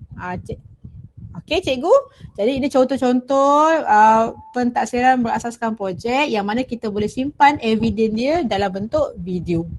Okey, kemudian budak akan snap lah hasil akhir dia tu. Kita boleh simpan juga. Okey, contoh Okey, kemudian cikgu berasaskan projek pun ada juga. Contoh kita buat jadual sifir. Okey, ini biasalah. Okey, biasanya saya suka budak buat ni. Setiap kali habis kemahiran, sesuatu kemahiran, modul. Okey, contoh modul bina ayat saya kan ada banyak ayat-ayat. Saya akan sediakan. Okey, ini kita kena ada banyak jugalah expenses yang kena keluar. Saya belikan kertas A3 ni. Alamak, tak ada dekat belakang lah you. Okey, kertas A3 ni saya sediakan kertas juga yang ni dekat kedai buku Bicon dekat Muar ni dia ada jual kertas panjang-panjang macam ni. Okey, saya beli, saya sediakan siap-siap. Kertas A4, kertas A3 coklat ni murid saya seorang 5. Kertas warna ni seorang 10. 10 warna hijau, 10 warna ungu, 10 warna pink. Okey, dan saya minta mereka siapkan pilih mana-mana ayat yang mereka nak tulis, jadikan dalam buku. Mereka buat macam ni. Okey, nampak tak you? Macam tu. Okey. Jadinya adalah projek untuk murid saya, walaupun orang kata mudah, asalkan mereka boleh tulis tanpa ada kesalahan, saya dah boleh bagi dah markah tahap penguasaan 3. Okey cikgu, jadi kita tak adalah, orang kata tak adalah tahap 6 cikgu nak bagi pada anak murid kita. Okey, asalkan ada bukti mereka boleh buat, mereka tahu, faham dan boleh buat kerja yang kita bagi, itu pun sudah memadai cikgu. Dan yang paling penting ada evidence. Okey, yang ini.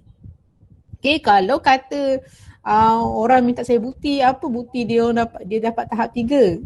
Okey, saya kata saya tunjuklah ni, budak boleh buat apa? Okey, ini. Okey cikgu, apa yang orang tanya kita boleh jawab. Ada evidence dia, ada video dia, ada gambar dia. Okey. Ini tahap tinggi sikit lah buku scrap ni, sebab Arisan ni dia suka melukis. Saya suka tu, okey kali tu buat buku scrap. Lukis muka mak, muka ayah, beritahu keluarga awak. Ni saya tak mana buku dia dalam kat sekolah kot. Saya lepas tanda buku-buku projek budak dia, saya letak kat sekolah je kot, semak je kat rumah. Okey. Saya kata okey buat buku scrap, lukis yang cantik. Ni saya bagilah cikgu tahap penguasaan 3 juga. Maksudnya kita tak rigid sangat. Tak rigid dia kena ambil exam, tidak. Okey. Siapa yang macam saya ni? Okey, jadi ini antara pentaksiran okey, siapa ni? Okey, terganggu saya. Baik, kita macam mana cakap tadi, ini adalah contoh pentaksiran berasaskan projek yang simple-simple untuk murid pemulihan khas kita. Okay, saya rasa cikgu-cikgu pun lagi hebat kot buat pentaksiran. Mungkin cikgu suruh mereka bercerita ke kan? Boleh juga, tak ada masalah. Tapi untuk saya, orang kata yang paling penting sekali benda ni kita ada bukti. Dan kalau kita buat bukti pun dalam kelas online, banyak cikgu. Kejap. Okay, banyak bukti yang kita boleh buat. Sekejap saya tunjuk lagi. Untuk kelas online. Kelas online kalau cikgu boleh buat tak ada masalah. Untuk evidence, orang kata apa? Evidence ni lah. Sekejap. Contoh dekat sini macam ni kan. Ini apa tu, quizzes kan. Okay, quizzes kita boleh screenshot. Ini anak murid saya semua, anak murid pemulihan khas. Ini contoh kalau kita buat quiz. Quiz pun kita kena sediakan sendiri. Biasanya quiz yang kita sediakan tak lari jauh dengan apa yang kita ajar. Contoh quizzes yang saya buat ni, saya tak share pada orang lain sebab saya cakap kan, saya nak tunggu habis belajar tu baru saya share quizzes saya ni. Tapi kalau cikgu search ada kot sebab saya buat public. Quizzes ni semuanya berkisahkan. Sekejap saya tunjuk contoh. Boleh ke? Tak terkeluar sikit tajuk. Okey. Pentaksiran quiz ni biasanya saya akan tafsir dengan apa yang budak tu buat. Apa budak tu belajar. Salah pula. Okey, kejap saya buat quizzes Saya buat public ke? Kalau public cikgu boleh gunalah saya punya quizzes. Okey, contohnya macam ni.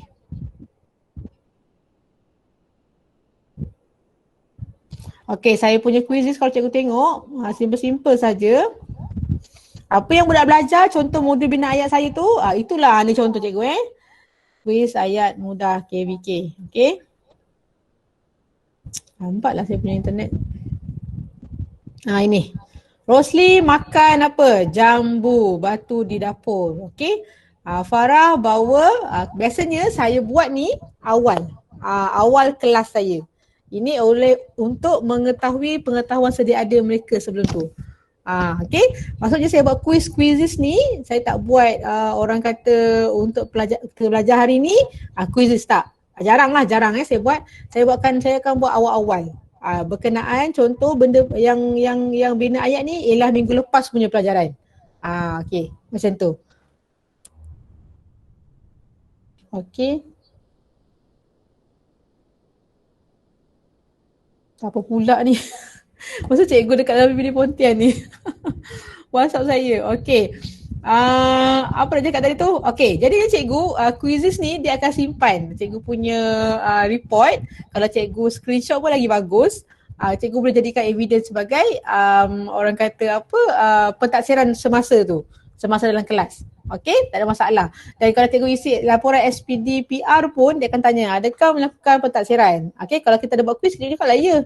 Okey, dan jangan lupa screenshot. Okey, saya rasa saya buat public lah ni cikgu boleh search. Kalau siapa-siapa yang guna quizzes, cikgu search apa nama ni? Kuis kuis ayat mudah KVK. Ada banyak saya buat sebenarnya Ayat kuis BM apa semua. Kalau untuk tahun 4 susah sikit lah saya buat. Cikgu boleh carilah dalam ni. Okey, saya punya nama apa ni? Siti Zubaidah, cikgu cari je. Boleh guna. Baik. Seterusnya, tadi masuk mana tadi? Kejap. Okey, libat urus tadi kan? Okey. Jadinya pentaksiran bahasa projek. Okey, cabaran dia. Okey, saya report je tentang cabaran. Okey, apa-apa pun cikgu, kita nak taksir budak tu, kita kena masukkan dari segi emosi dia. Emosi dia kita kena libatkan juga. Contoh, mungkin macam anak murid saya tadi kan, tu tak ada khabar berita, mungkin oleh sebab bapanya penagih dadah, mungkin dia tak nak belajar, dia tak nak ikut kelas saya. Mungkin kita kena approach juga benda tu. Beritahu pada kaunseling, beritahu pada pentadbir. Okey, kenapa anak murid kita tak dapat nak tafsir dia. Okey, kalau katalah saya ada mesyuarat hari Khamis ni, nanti saya akan beritahulah pada pentadbir semua, anak murid saya contoh Alisa tadi tu kenapa sampai saya tak dapat nak tafsir dia. Mungkin dari segi emosinya tak stabil untuk belajar secara online ketika ini. Mungkinlah cikgu Okey, ini hands on ni semua ni tak apa, saya teruskan. Okey, ini contoh cikgu, kalau cikgu tengok 3 orang ni saya buat offline. Okey, Ubaidillah ni tengok contoh. Nampak tak Kejap saya buka saya punya ni. Nampak kot. Okey, saya besarkan. Ini contoh WhatsApp yang mana saya sediakan kit untuk dia belajar dekat rumah dan sangat-sangatlah cikgu blue tick. Dulu blue tick, lepas tu tak blue tick dah, tak baca dah. Lepas 2 minggu baru jawab. Saya tak naklah terjar rumah orang, kadang-kadang tak tahu apa masalah dia kan. Mungkin dia ada sebabnya tu. Kalau dia nak dia belajar secara offline, dia yang akan approach kita, guru. Saya dah sediakan okay, untuk 2 orang ni saya macam Zul Adil dengan Ashraf ni memang dia ada masalah sikit lah, yang saya kata 2 orang budak saya yang saya nak calonkan ke MBK tu. Saya bagikan kit untuk dia. Okey, yang macam ni dia parent dia pun ada masalah. Okey, saya tunjuk contoh video macam mana pun salah juga. Jadi tak apa cikgu, asalkan ada bukti video mak dia hantar. Macam Ubaidillah ni okey ada masalah sikap lah, maknya pun tak boleh bantu, tapi maknya hantar video bila Ubaidillah ni boleh membaca. Maksudnya masa dia nak baca tu mak dia rekod video. Okey, sampai setakat tu je lah kita boleh bantu. Kita nak paksa-paksa pun tak boleh cikgu. Kalau paksa dia tak, macam cakap saya tak nak paksa sangat. Kalau paksa ni nanti budak tu kena hormat kita sebagai guru lah. Macam saya fikir macam kita pula nak merayu-rayu budak masuk kelas. Padahal budak lain seronok sangat masuk kelas kita. Kan? Kita ada buat kuis, kita ada buat macam-macam, ada buat modul. Yang ni masalah sikap. Okay, malam-malam tak nak masuk kelas tak nak kelas online, nak main game macam tu lah. Okay, jadi itu untuk bagaimana cikgu dapat idea menjalankan pentaksiran secara online lah semasa kelas PDPR. Okay, so saya tutup yang ini, saya pergi balik dekat tadi tu. Okey, ini saya tak ada nak cerita banyak sebab ini tentang macam mana kita nak tahu tahap penguasaan murid mengikut kemahiran membaca, menulis. Jadi cikgu boleh ni lah. Cikgu boleh semak lah benda ni dekat sekejap saya kena play lah, lupa. Cikgu dah semak lah dekat di SKP masing-masing. Dia tulis kat situ. Okey, apapun tahap 3 memang untuk tahap memuaskan. Okey, beri idea pun kalau cikgu tengok murid pemulihan kita dia bercakap. Okey, biasanya kita kalau dekat kelas online tu kita tutup kamera kan. Dia macam-macam lah dia bercakap. Saya ingat lagi teka-teki anak murid saya. Masa tu saya tutup kamera, dia ingat saya tak ada. Dia bagi teka-teki. Kenapa dekat dalam dunia ni dia panggil kawan dia, Dizzy, aku ada teka-teki. Dia kata 4 orang tu tau sembang. Jadinya dekat situ kita dah tahu dah kemahiran berdengar, kemahiran bertutur dia okey sebenarnya. Kalau kita tak bagi dia soalan yang berfokus. Dia bagi soalan kat kawan dia, Dizzy, kenapa dekat dunia ni ramai orang jahat? Lepas tu kawan dia tak dapat jawab. Jawapan dia sebab ramai orang tak buat baik. Macam tu lah jawapan dia. Lepas tu dia orang 4 orang gelak. Saya kata budak ni kalau suruh bercakap okey kan. Maksudnya kalau kita tanya soalan tu mungkin terhad. Jadi saya bagilah tahap penguasaan 3 untuk orang tu. Okey. Jadi kita pada masa-masa bila kita boleh buat pentadsiran cikgu, bukan kita kata okey hari ni cikgu nak buat ujian mendengar dan bercakap. Tak ada kat macam tu Okey, ini yang Nazir daripada KPM tu yang yang bagi idea kat saya. Dia kata cikgu tak payah nak kata sangat. Hari ni cikgu dah buat pentadsiran. Okey, dah bersedia? Okay, tak apa. Cikgu buat je masa bila-bila Baik. Sebab murid pemulihan kan dia terhad kan. Dah dapat bercakap pun dah kira bersyukur sangat. Okey. Okey, ini matematik. Kita tak payah saya pergi dengan lebih lanjut. Cikgu boleh baca sendiri. Okey, ini yang paling penting sekali. Saya ingat lagi kata-kata Nazir tu, kalau murid kita tak boleh menguasai 3M dengan baik, sekurang-kurangnya penguasaan sikap dan nilai tu dia boleh. Antara dua lah cikgu balance kan. Itulah dia kata. InsyaAllah sikap dan nilai ni kalau budak kita, budak yang berusaha nak baca masuk kelas kita, insyaAllah sikap dengan nilai dia tu kita boleh bagi tinggi. Betul? Okey. Okey, ini tak perlu saya bagi tahu lagi. Ini contoh-contoh ni sebab hari tu saya keterangkan. Baik. Kita dah berbalik kepada kemahiran pemulihan kita, bukan konstruk lagi. Ini yang saya kata, tapi cikgu tahu kan bridging up semua tu kan. Okey, yang mana kalau kita tengok dekat kemahiran pemulihan, huruf kecil, huruf besar, perkataan KVK. Jadinya kalau budak dah kuasai perkataan KVK, kita bridging up kepada ayat pula. Cikgu gunalah modul bina ayat saya tu. Okey, KVK tu. Buat ayat pula. Kalau dah okey, buatlah petikan pula. Baca petikan pula. So kita bridging up dekat situ. Tak perlu tunggu sampai habis kemahiran 28 tu baru kita nak pergi kepada membaca dan bina ayat mudah. Maksudnya membaca dan membina ayat mudah tu kita boleh buat dekat tahap KP 10 ke 11 ke macam tu. Tu maksud saya. Mungkin ada cikgu lebih selesa mengajar perkataan saja sampai diftong. Okey, mungkin ada juga macam tu, tak ada masalah. Tapi kepada saya kita boleh bridging up terus. Daripada perkataan tu terus kepada ayat, terus kepada petikan. Sebenarnya kalau cikgu-cikgu yang beli modul saya yang pemahaman dan petikan BJTS tu, baca, jawab, salin dan tulis tu, dia ada sambungan dia sebenarnya sampai KB, KK tu. Tapi saya tak buat lagi. Sebab anak murid saya dia kalau sampai KK tu dia start lama sikit. Okey. Contoh adalah dia dah boleh baca sotong kan, lembing. Tapi biasanya dia akan start dekat lama sikit. N dengan G tu kan, eng tu. Okey. Jadi matematik pun tak ada masalah. Kita dah ada kemahiran baru, ada 9 kemahiran. Okey, ini tak adalah saya nak cakap banyak. Apa ni tak ada? Okey, ni tak ada. Ni LP ni saya tak ada ni. Sekejap. Baik. Okey, contoh aktiviti tak nak lah. Ini kalau bersemuka. Okey cikgu, bersemuka ni kita boleh buat lah macam-macam kan. Okey. Dan biasanya bersemuka ni benda yang kita jalankan semasa PDPR kita boleh jalankan semasa bersemuka. Betul? Okey, contoh aktiviti ni macam mana kita nak menilai pentadsiran budak kan. Okey, katalah cikgu mungkin cikgu tak nak mentaksir secara fokus ke membaca, menulis, mengira. Cikgu mintalah mereka buat reka cipta ke, tak kisah. Itulah kata berasaskan projek tu kena meluas. Sebab saya ingat lagi Nazir tu masa saya dinilai Nazir tu sangat baik hati. Ni yang bukan tahun lepas. Saya 2 kali dinilai, dia kata cikgu kalau kita nak suruh budak, taksir budak macam contoh bercerita ke, buat projek ke, jangan fokus sangat membaca, menulis. Kita rengan-rengan sikit, reka cipta ke, okey, buat acah ke, dekat situ kita boleh tengok sikap dia macam mana. Mungkin dia tak suka membaca, mungkin dia tak suka kita nilai dia menulis, tapi dia suka kalau kita nilai dia buat-buat bentuk-bentuk tu, lego-lego ke apa. So pentadsiran cikgu tu jangan terlalu rigid sangat. Jangan orang kata baca, menulis, kira, habis pentadsiran dia. Okey? Jadinya itu saya ingat lagi lah. Saya ingat je benda-benda yang Nazir cakap yang macam penting yang kita rasa boleh kita applykan pada anak murid kita. Okey cikgu? Baik.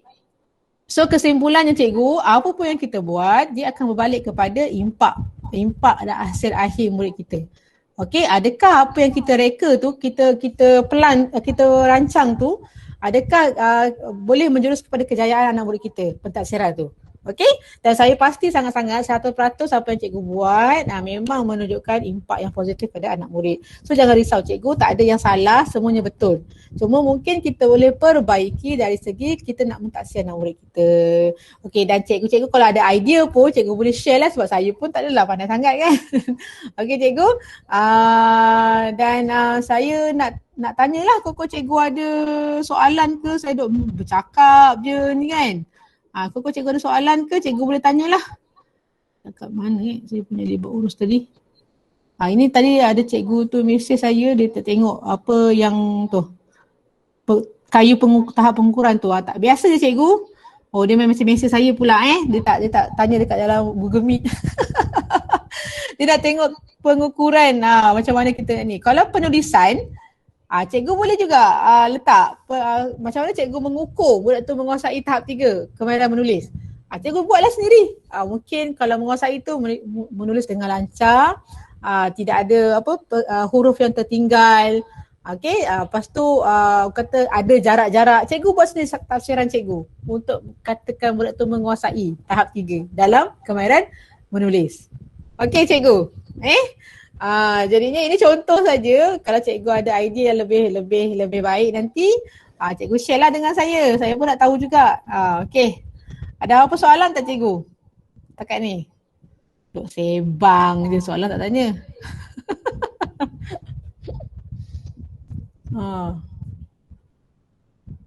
Saya buka soalan lah cikgu Cikgu nak tanya ke, cikgu nak tanya pasal inovasi kena buat bengkel lain. Sebab baru-baru ni saya dengan PPD Timur Laut, dia tanya tentang bengkel. Dia tanya tentang inovasi dan teknik. So saya terangkan tentang inovasi dari mula sampai akhir, cara tulis kertas kerja semualah. Tapi ni PPD ada cikgu nak tanya, ada cikgu nak betulkan ke saya kalau salah?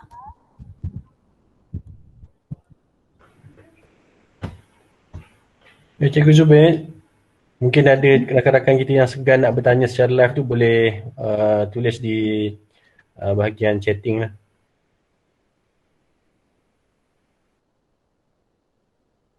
Ada tak? Oh semua dah faham sebab saya nak bagi kuis ni.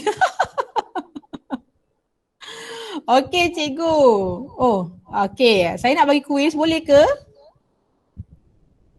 Okey, cikgu-cikgu yang jawab paling pantas sekali dekat bahagian chat message, saya akan bagi hadiah. Hadiah dia ialah nak kena beritahu ke? Tak naklah beritahu, saya bagi soalan dulu Okey, dalam kecuali Cikgu Nur Azinda jangan jawab. Okey, soalan saya ialah cikgu nyatakan dekat chat tu, nyatakan nama 2 media sosial saya dengan penuh. YouTube, contoh kalau YouTube apa nama saya? Apa nama channel saya? Boleh tak jawab sekarang dekat message tu? Kalau betul saya akan bagi cikgu saya akan post hadiah tu pada cikgu. Puan Rafidah jangan jawab Okey. Cikgu kena jawab penuh. Maksudnya channel apa, nama tu, media sosial apa, nama channel tu. Tadi saya ada bagikan dekat awal-awal kuis saya punya presentation kan. Okey.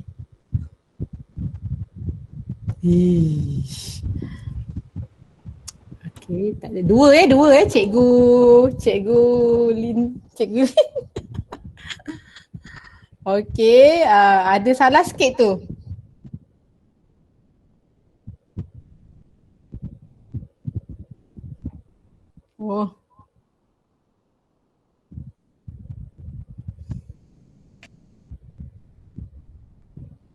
Kita dah ada pemenang lah. Wah, Cikgu Atikah binti Mi'ad.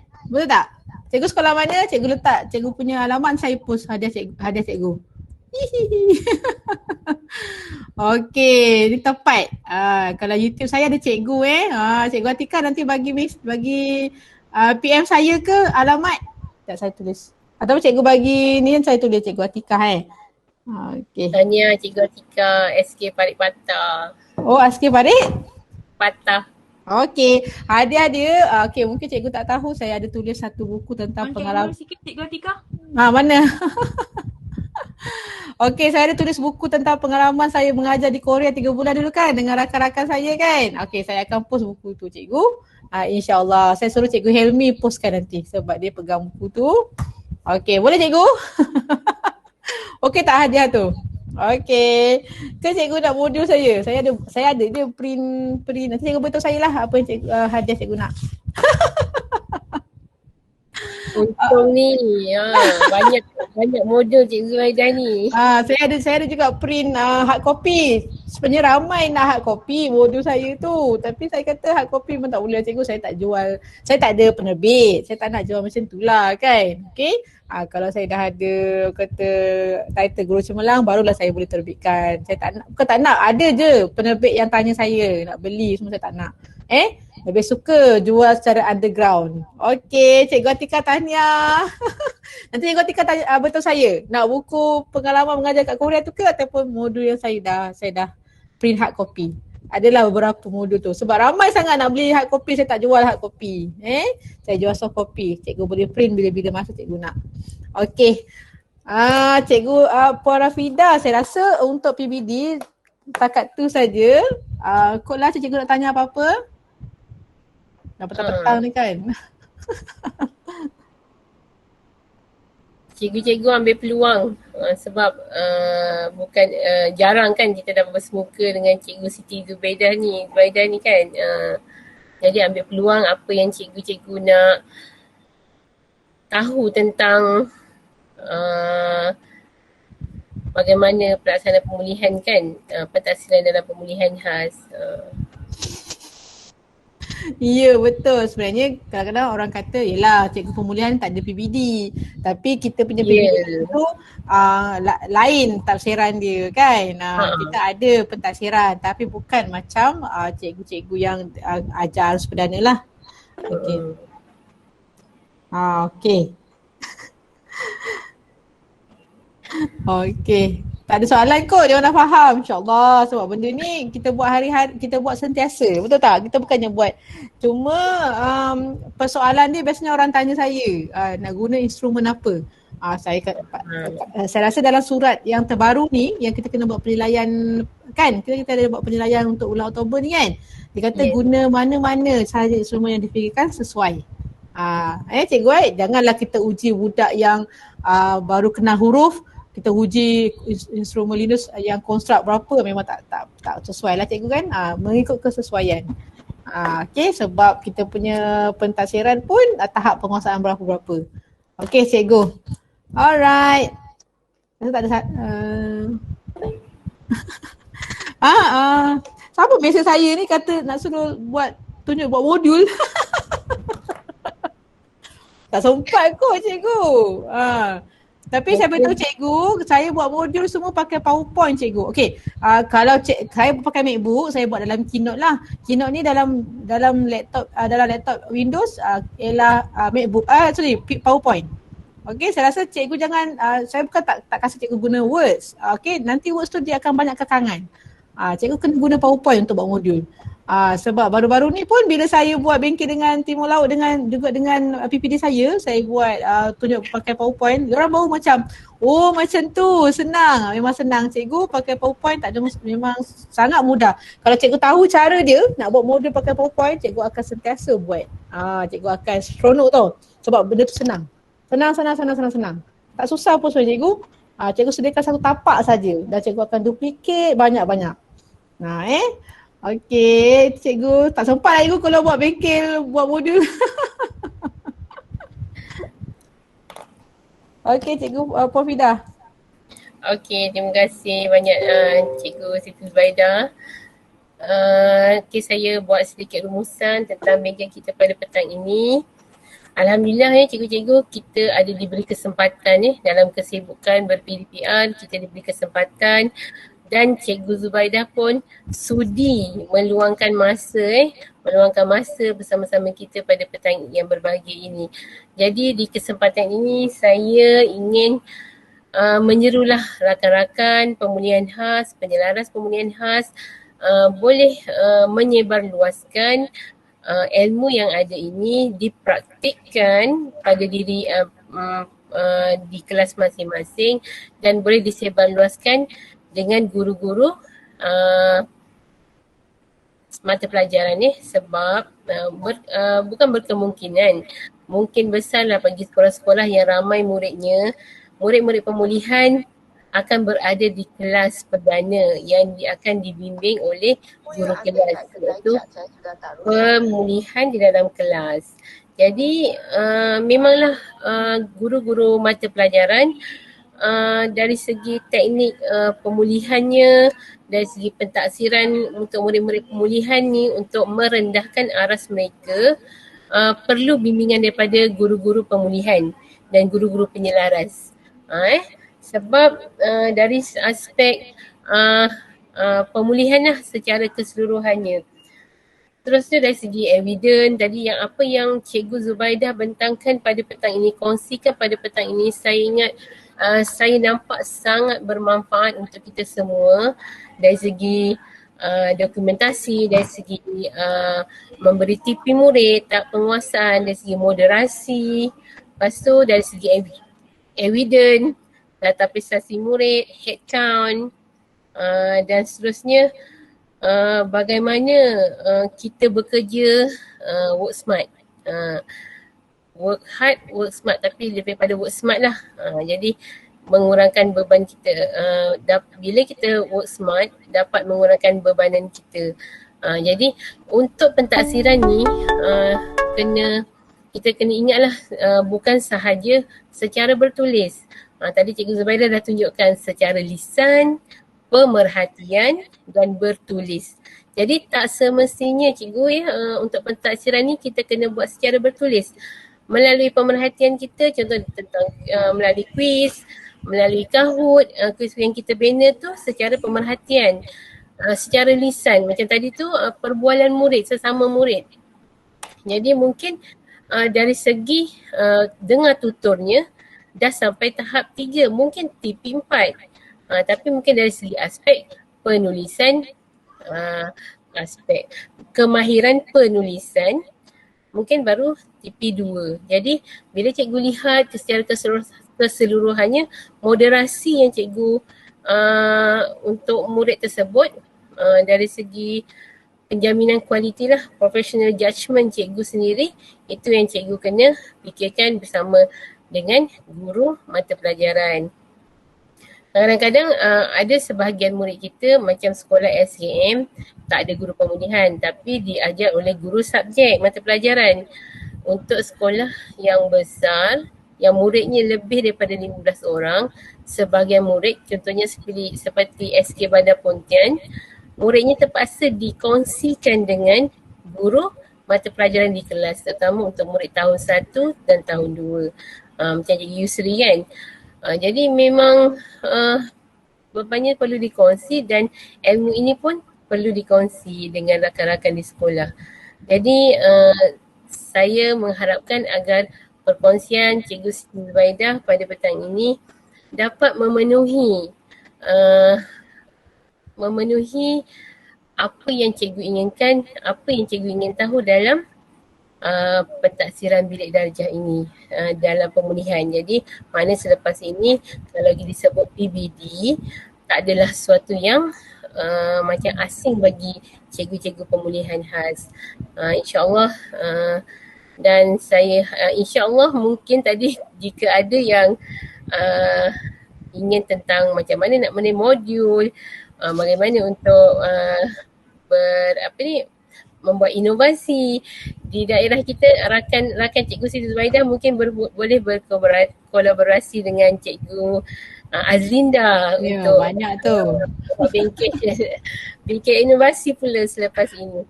Tengok macam mana permintaan cikgu. Jadi kami di PPD Pontian memang sangat sukalah kalau cikgu-cikgu sendiri menyuarakan permintaan untuk menambah ilmu. Jadi kami akan usahakan untuk membawa rakan-rakan pemulihan kita yang terbaik untuk menjadi contoh dan perkongsian sesama guru.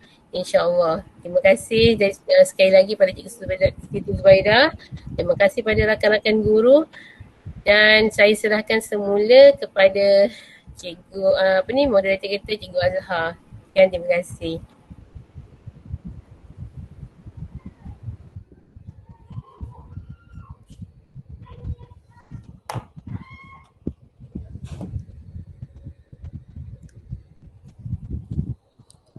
Cikgu Azhar, suara tak dengar, tak buka. Suara. Minta maaf. Terima kasih Cikgu Rafidah. Tinggi-tinggi penghargaan diucapkan kepada Cikgu Zubaidah binti Musa atas perkongsian beliau tentang PBD pada petang ini.